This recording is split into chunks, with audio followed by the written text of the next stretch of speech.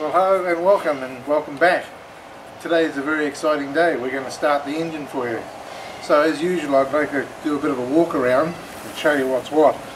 So first up, the purists among you will be probably outraged to see all this plumbing and stuff on the front of the engine when it should be, clean lines like on a aircraft engine, but unfortunately can't do that.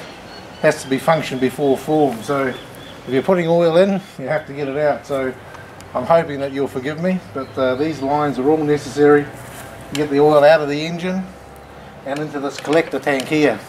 So we just come around the other side. We've got the anti-grenading ring on, so hopefully we don't need that. So if we come around the back here, you'll see our oil tank, and we've got some lines coming off the bottom of that. One line is going into this pump here, and that's feeding the cams and all the top end of the engine.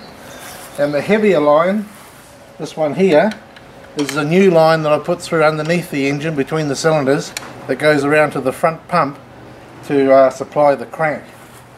And then we have another big line returning here.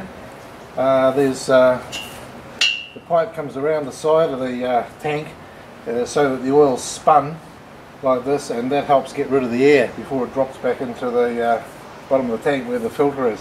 We're running the engine on LPG. The reason for that is they had a carburetor.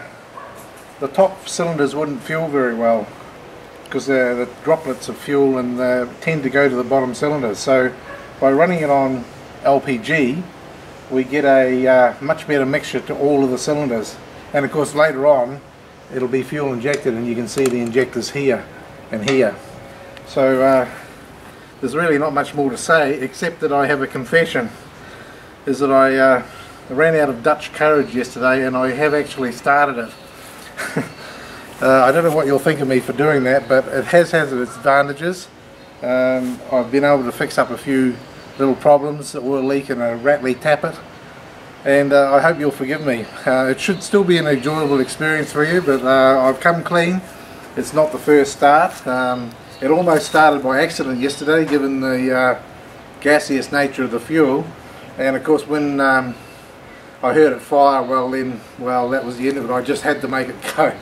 So I hope you'll forgive me. It should still be an enjoyable experience for you. It's a lovely engine though, so we'll get on with the process of firing it up.